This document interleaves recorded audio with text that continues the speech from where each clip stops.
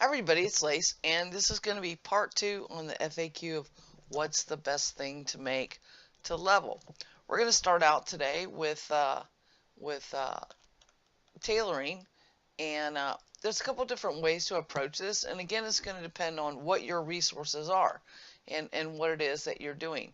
Animal collar, it's just two straps, and two straps are made from one piece of leather and then a metal binding. So if you're out going out in the world and you're getting, copper or iron ore, this might be an option for you. For me, because I was also doing carpentry, the lute string, it's two wax, one piece of leather, which you got two pieces of leather from every two pieces of animal hide you made on the tanning station. Lute strings are great. You're going to end up with several hundred lute strings, but they can be used to craft on the carpentry table not only lutes, but they also craft the harps. I forget the exact quantities. I think one's like 23 and the other one's 15 or something like that. But making lutes and harps. Now in R34, with the addition of different one-man bands, there's a lute and a harp, and I believe there's or a lute and a drum, and then a harp and a drum combination. So making lute strings right now will help you in making that little different piece of musical instrument. You'll still have to make the tabor drums, which I believe is like, I want to say it's like yards of leather, it might be some wood and stuff like that. So there's some other things going on with it, but making lute strings is not a bad way to level up your tailoring skill, just to get it to that initial bump. Again, at 72 is the quote-unquote break point where you can make the wolf heads and bear heads, which was something we used to grind up on in the early times because it was the heads, and the heads drop like crazy. And I'm not talking about the pristine ones that you can wall mount. I'm talking about the regular wolf heads and bear heads. You make the nice hats from that. So for me, that was the way I did it as of persistence, because I couldn't do the hats anymore, the wolf and bear. I made a ton of lute strings. I made a little bit of armor here and there while I was working my enchanting at the same time. It wasn't great armor, and I had to sell it drastically, price reductive, and also harvest my own silver and gold to even make it semi-attractive. And as persistence goes, you're going to find you're going to have a lesser of a market for a +2, +4 item, unless you're basically almost giving it away. Anyway, that kind of covers the tailoring table. We will next move on to carpentry. For me, my GM in carpentry came natural. Obviously, the least expensive thing would be the mounted salmon, bass, and trout, or the mounted antlers, but that's going to depend on if you went out and fished them, bought them, or whatever. And you can only sell so many of those because not that many people are going to buy them initially because we don't have a huge population. So carpentry really came organically for me. I wasn't making staves, I wasn't making wands. I knew people in my guild were, and I really didn't focus on them. Plus, there's a ton more of resources required to make wands and staffs, which was not going to help me effectively level my GM. So I concentrated on furniture. So again, I'm going to say the best thing is furniture to get your GM up, and then trying to sell that furniture. I would avoid signs because signs are very specific, and when you make one set of signs, you get three, and it's really, going to take up too many slots on your vendor to sell them. Let's see, there's probably going to be a lot of signs. The brown suede sells medium okay, but I don't know. It's not really exactly worth your materials. Same thing with the chairs. They don't sell that well. The dinner chairs do because they look nicer, but look at the requirements: 7 boards, 3 poles. That's a heck of a lot of resources for one combine. That's not gonna, bump your skill up. Again, the mounted fish and stuff, there's all the plants and stuff that you can do, but then you've got to buy the plants, plus have the granite. Um, Really, for me, carpentry was very organic in leveling up and just making things that I could sell. So going around and getting the different recipes and then just trying to sell the stuff and just keep harvesting the wood and stuff. Again, if you really wanted to try to do a grind and you weren't worried about selling things and were just going to scrap it and you had a ton of wood, wall shelf or the mounted trophies are going to be the least resource intensive things that you could use to quote unquote grind, provided again that you have a huge resource pool in your producer XP. Continuing on carpentry, the next thing you want to know about is, well, how do I get my master work up? And how do I get my specialization up? So I'm going to hit K for skills again. Okay, so 100 GM carpentry, well, yeah, whatever. What really comes down to is this.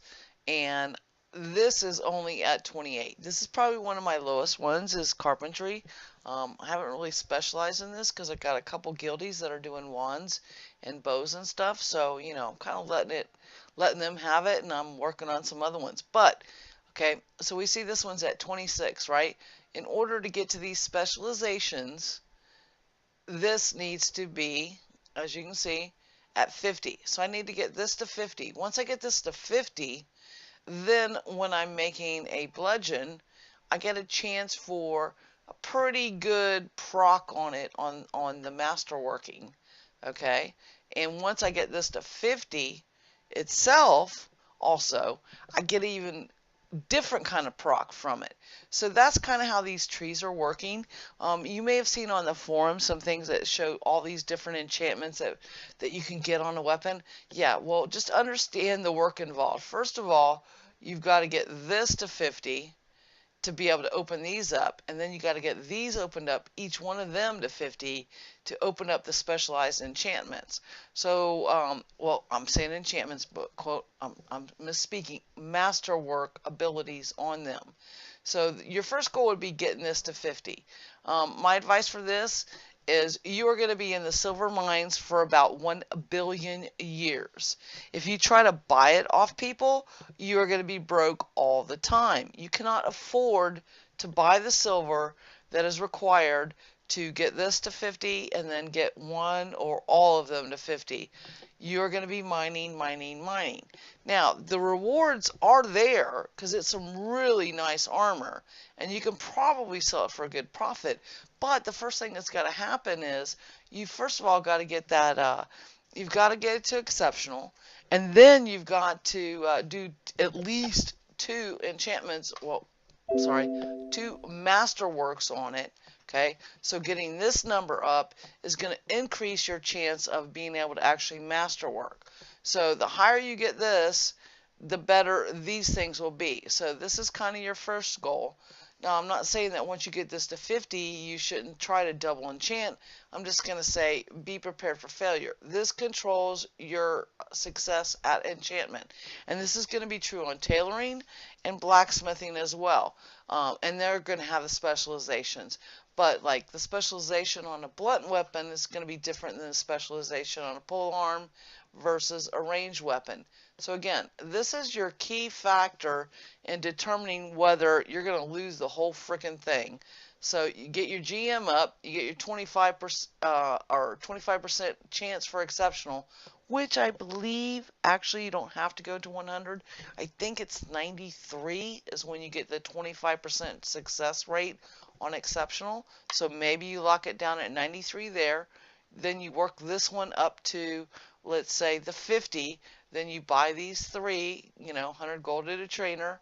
That opens these up, and then you start, enchanting a bludgeon weapon like a stab or something, enchanting something like a halberd or something, and enchanting something range, which I think that's the wand. So while you can say I'm a carpenter and I make wands and bows and staves and halberds and pole arms and whatnot, remember you have to specialize in each one of these to be the very best. And this is going to take thousands and thousands and thousands and thousands, maybe a few 100,000 silvers. I don't know, because for every 100 pieces of silver ore you only get back, what, 25 ingots? For every 1 enchant, it takes 5 ingots. So 100 silver ore is only 5 chances. that's nothing.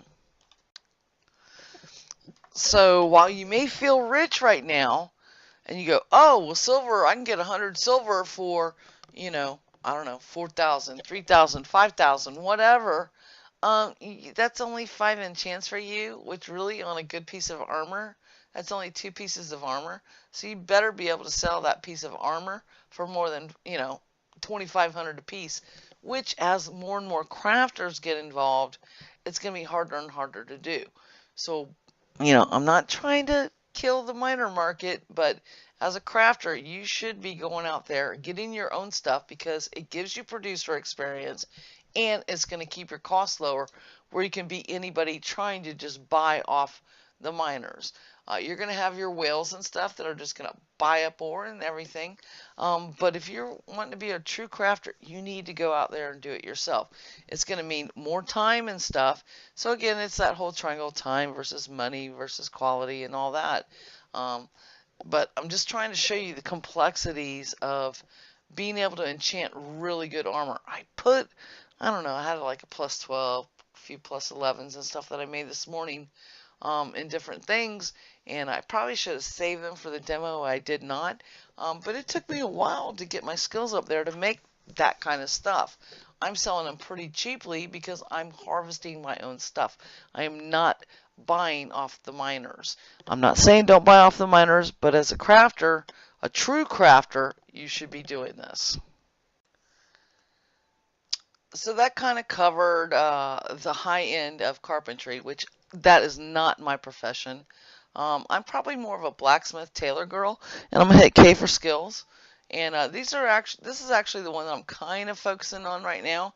If I go into tailoring, you'll see my Masterwork's at 82, which is pretty darn good, I think, for me, considering my playtime and everything else I do. But besides that, I've gotten this one to 53. And that's where you start to see the really great procs that I was talking about in carpentry. This is where this is where I'm starting to see some unique bonuses when I do my masterwork. This one, I'm working on it. It's almost there, 45, almost there on the cloth. But this is what I'm talking about. And the amount of silver that I've used here, oh goodness. I'm going to try to guess to give you expectations. I'm really thinking. It's 5 ingots per enchant. To make a really good piece of armor, you need to do it, or masterwork quote, you need to do at least 2 masterworks on it and not have it blow up. And then you got to do 2 enchants and not have it blow up. So that's, you know, four rolls of the die. I'm going to guess, to get these levels, I'm going to guess probably, 20 to 40,000 silver ores just in tailoring. And then gold, what I do is I do my worst chance first, because if it blows up, then I won't have blown my gold enchantment on it, you know, from doing the masterwork. So I'm going to guess, yeah, that's what I've probably spent right now. And that was before the nerf in R34. I have bumped this up a little bit since R34 and had to use more silver a little bit.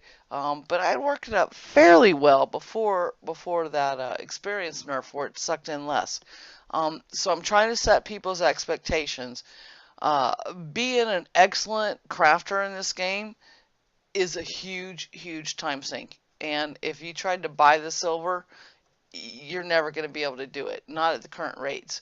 Maybe if the miners' prices come down, you can. But right now, there's no freaking way I could have afforded to do this if I wasn't mining the silver every day. And I try to mine at least a couple hundred ore, which only makes me, what's that, 25, 50 ore, which gives me 10 times. I only get to try 10 times a day to masterwork a piece of armor.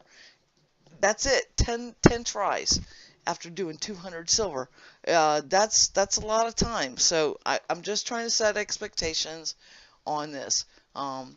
Again, the question was, well, what's the easiest thing maybe perhaps to do to get your tailoring up? I'm going to say it's the loot strings. Not loot strings, maybe it's I know it is STR. That's it, loot string. There it is. Because it's the least amount of materials. That's going to get your basic tailoring up. But as for actually being able to enchant or masterwork, and then specialize in masterwork, please understand the expectation. It's a billion silver right now. I think it's way too high, but I also think it should be high because it takes a dedication, to do that. So we've, looked at carpentry and we've looked at tailoring, and blacksmith's going to be more of the same. Again, this is kind of my medium of the road one. If I hit K for skills, my masterworks, that's tailoring. There we go. Much lower. My masterwork's only 58. I've only got 20 in plate. My shields are going up. My weapons and chain, I'm not seeing a huge market for chain. I know there's a lot of chain users, and I will make some over time. And weapons, I'm really just not even focusing, because if you think about it, and this is just my perspective, there's 5 pieces of armor. There's only one weapon. So, if you find somebody that focuses on weapon, that's good. Go to them, man. Remember how many thousands of ore they had to put in to get this up and then get this up. When we go back to the original question of what's the best thing to make, well, obviously you're going to need a lot of bindings if you're going to do any tailoring or anything, so binding's a good thing to grind. As far as actual other pieces, you're going to want to look for, think about this wheel again. Are you going to masterwork, and what is it you're going to specialize? Is it going to be a weapon? Is it going to be plate armor? Is it going to be chain armor? Or is it going to be a shield?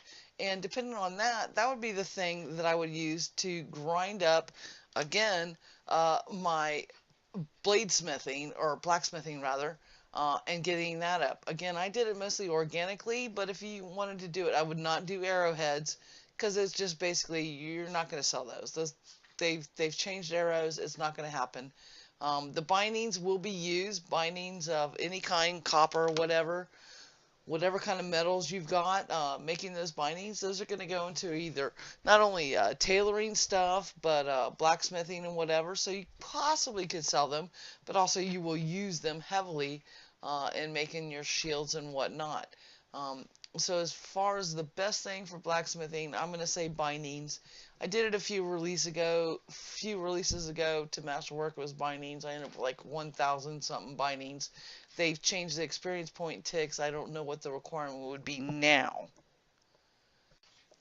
I suppose the last thing to cover is cooking, which has only become relevant for the most part as of R34. For cooking, we'll go over here, and this is what I've told people, because some recipes they can't make until 40. The one that I think is probably the best is going to be butter. You're going to have to buy the milk in a cooking pot and just grind out that butter, baby. You will use that butter later in other recipes. So to me, that's the best thing to get your 40 to open up, all the rest of the recipes and cooking. I think that kind of covers everything. We've covered a bunch of stuff and just my own personal thoughts on it. And people may disagree, and go ahead and post your comments and feel free to debate them on YouTube and stuff. And if I feel that I've said something, improperly or not with the right expectations, I will absolutely edit the video and or post an addendum on the YouTube forums. As for that, take care, everybody. Happy hunting and be safe. And I hope I set your expectations on crafting. This isn't your WoW or EQ2 crafting where you just grind out things. You're going to have to really think about and decide and make choices on what you really want to be. Being everything's possible, but being everything possible right now is not going to happen. See ya. Bye.